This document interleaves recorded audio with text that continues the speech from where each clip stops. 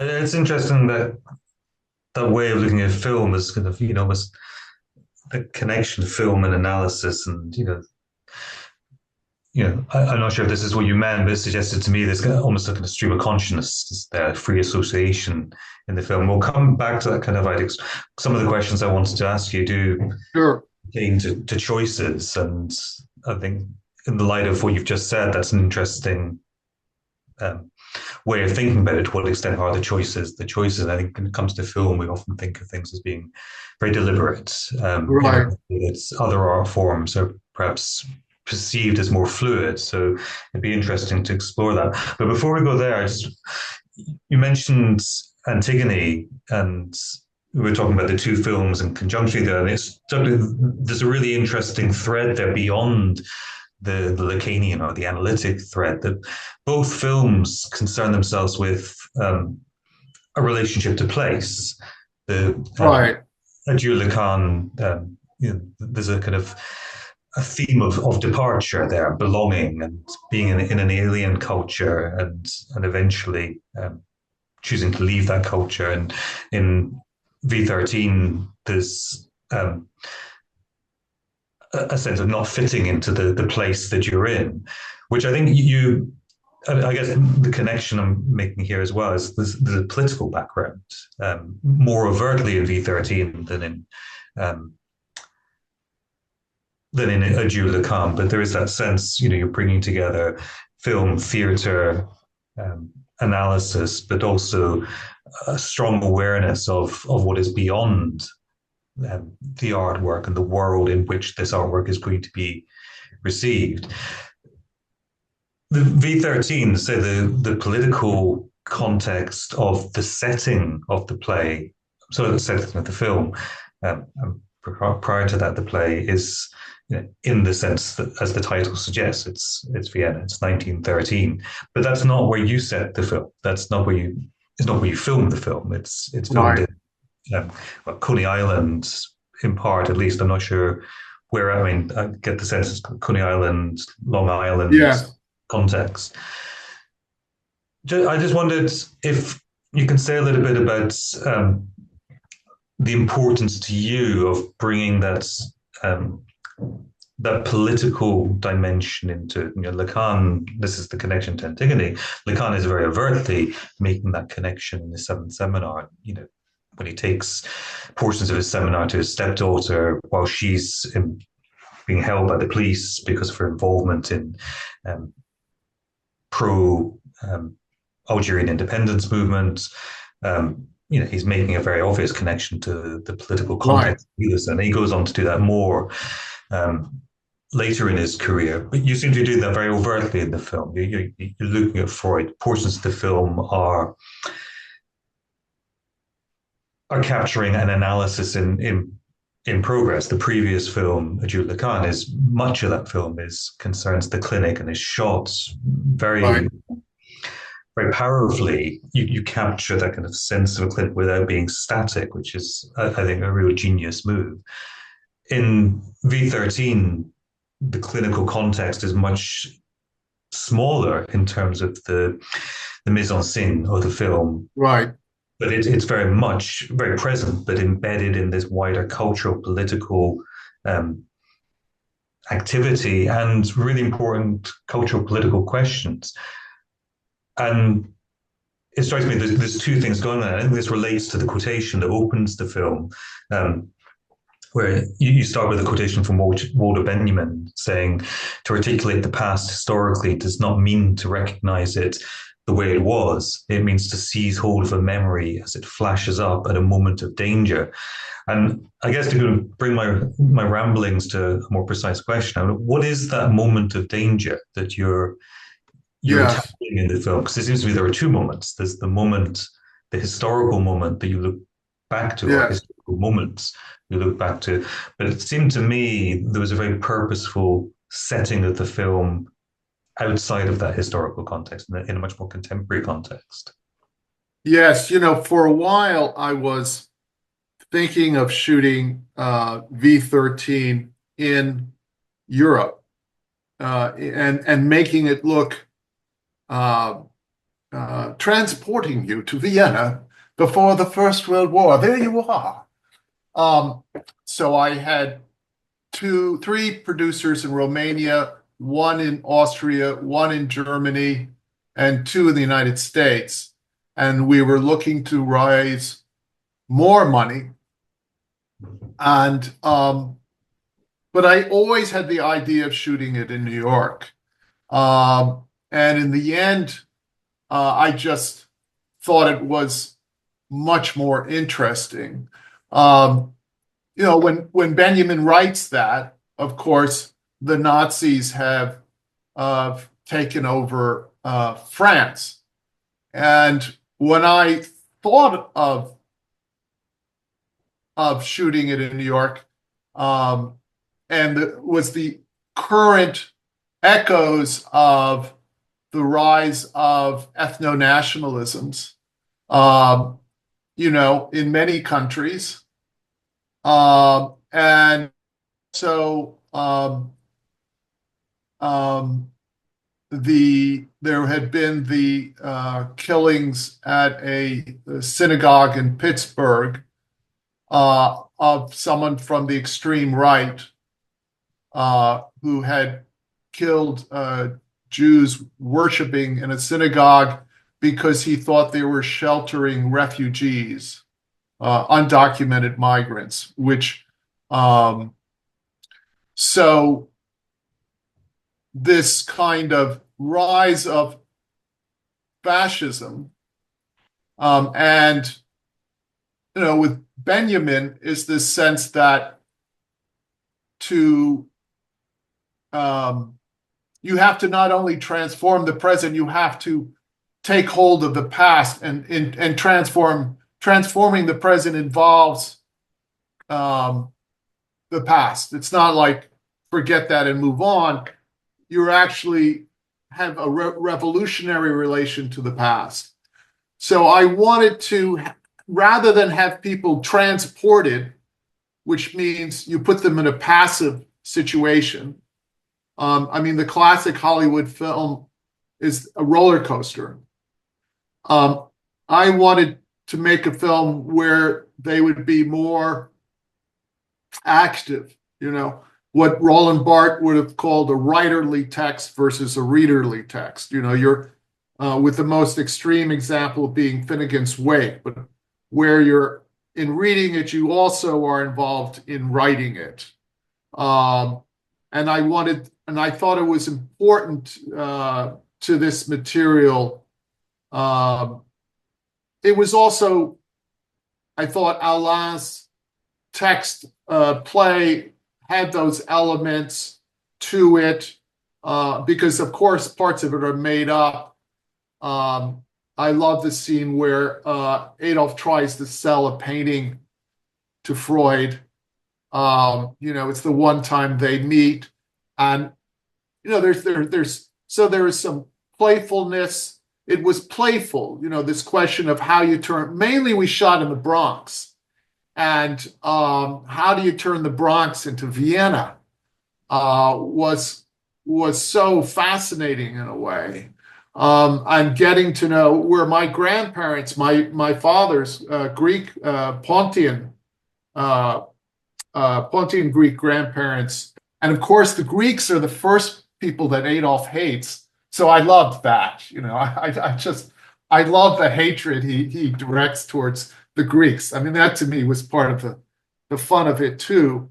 And so it's displaced, but for that reason, it's even, I think you're more actively involved in creating in the choices are much more stimulating in some way. And I thought that was important rather than, again, that people should feel that they were just being handed something.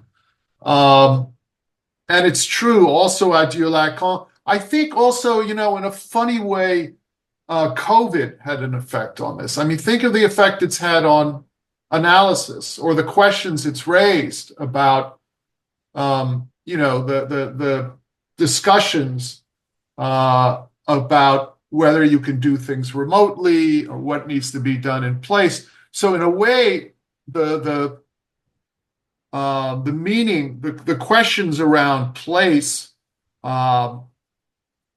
become even more underlined, you could say. So I think that also, I mean, and then there are things that escaped me at the time. I mean, I was completely, I mean, this is really shocks me, is that I had completely blocked out that Kubrick's last film is shot it's Vienna, and he shoots it in New York. And what's even more embarrassing is Alan Cumming is in that film. So, I mean, and Kubrick was from the Bronx, actually. So, and all that I managed to, until I did an interview recently, I'd completely forgotten. So there, and it's very interesting that the two films, that the politics of race, the first one, I mean, Betty Milan, her family is from Lebanon and are Christian Arabs who immigrate to Brazil. So, and I think I've just been fascinated by immigration. When I was in Greece, I won't go on much longer about this, but when I was in Greece working, showing some films, and a publicist asked me to write something on as a Greek American returning to Greece, and I started to write it. And at the time, I was reading Said's article, Edward Said's article on Moses and monotheism, and Freud and the non-European. And it struck me that being Greeks from Turkey, that they had fled their own genocide, that Raphael Lemkin, the Polish Jew who created the term genocide, had actually been, that was his first real catalyst for coming up with the term, was his interest in what had happened to these Christian populations in Turkey. So I think I've always been interested in this interplay around ideas, concepts around race, and the film with Betty, I think that theme in it really, really struck me. And of course, also in terms of, she says a few times in that her father was treated like a slave. And so the whole history of race in Brazil and such.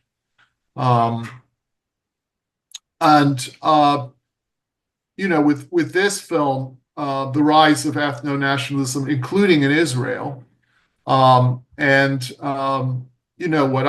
what I see to be a genocide taking place there, but the complexity of it. So this question of ethno-nationalism seemed to me, and this is going back a number of years, quite important to the piece by Allah, and then was becoming more important. And in the way we did the film, allowed that to kind of put it into motion, to ask these questions, to stimulate. And the film is not at all about the present in a way. I mean, I should say that it's, obviously I have my own personal views about current events, but the film stays in 1913. It doesn't leave that, but it really says,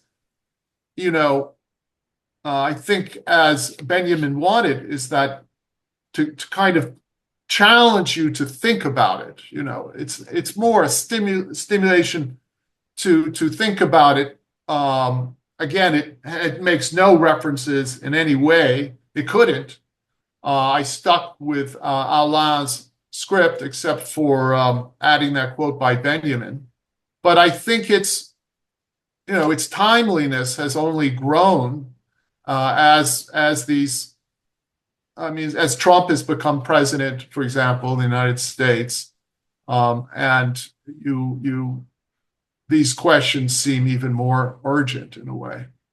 Yeah, I mean, I would, as a viewer, maybe slightly disagree with you there, because I think yes, it is very clearly in 1913, or the title indicates that to you, and that's the context. But then the way you've shot it, particularly there's one scene where I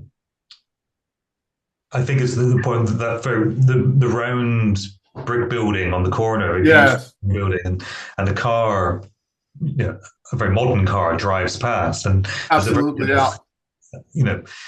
As a viewer, you're pulled into the present. So Yes.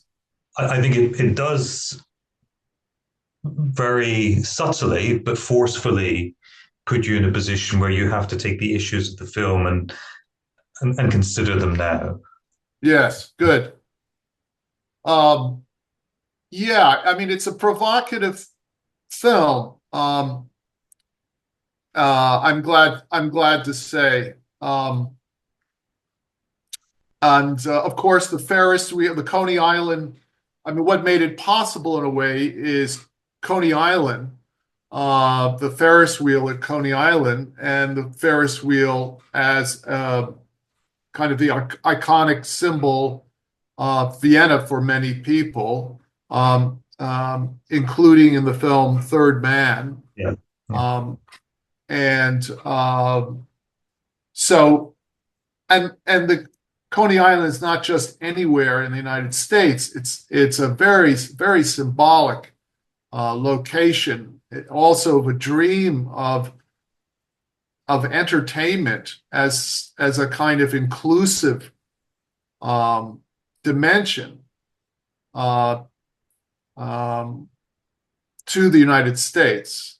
That in a way it's through Hollywood that a kind of shared past, an imagined, a fictive shared past is created, and so that whole role of film and photography in creating a shared past, and then the kind of ethical ambiguousness about that power of film, which, for example, Hitchcock was, a master at both manipulating the audience and then kind of saying, hey, you should reflect on the fact that I just did that. That you are vulnerable to this kind of manipulation, and that's going to be part of your destiny, part of something that you have to think about in a way. And so that's, I think, evoked for me in the Ferris wheel of Coney Island, which obviously is also linked to the one in Vienna. Yeah, that's interesting. The Coney Island made me think of Lawrence Ferlinghetti. So my head didn't. Oh, There is obviously the yes, any film of references, but particularly the Ferlinghetti poem, the Coney Island of the mind, and absolutely. Freud. So. Yes, it was. That was a key. My first love was poetry, and that book is among my first loves, is Coney Island of the Mind. And I think also the relation of language, of dialogue to images, and the way, I was very interested in what you just said about the way the setting inflects the language, or inflects what they're saying, and gives it has an impact in connecting you to the present, because obviously in transforming the Bronx and a few other locations in New York into Vienna, it's flawed, and it had to be flawed. I mean, it only works if it's flawed. You have to see around the edges. And, another great reference for me was Ernst Lubitsch's To Be or Not to Be, which of course is a comedy, but it's also, I mean, this film isn't about the Holocaust, but it takes place, but it's kind of just outside the frame temporally. I mean, it's it's about the rise of the Nazi Weltanschauung. And so the next step it's referred to is really the Holocaust. But this isn't about it. It's about this period before. But so it's outside of the frame, and the way that Lubitsch uses theater and the way that theater in film, very interesting the way that theater, when you film theater, whether it's a carnival or a traveling circus in Wings Over Berlin, or The Seventh Seal, or The Murder of a Chinese Bookie by Cassavetes, theater seems kind of rinky-dink. It has a limit to it, so it creates a limit to representation, it gives you the sense that there's something beyond what you can represent, and that's very different from the way we often think of film. We often think of film as, just like I said, you're there, and I kind of wanted to create a break and say, there are limits to our ability to do that there's something beyond representation. And there are various ways of leaving it outside the frame. Claude Lanzmann does it in his Shoah in one way. So this question of creating something outside the frame and creating a limitation. So, the way that theater works, and the way I doubled down on theater. I didn't, as you know, in V13, I didn't try to hide. In fact, I doubled down on the element of theater, and to kind of create these margins around representation, you could say.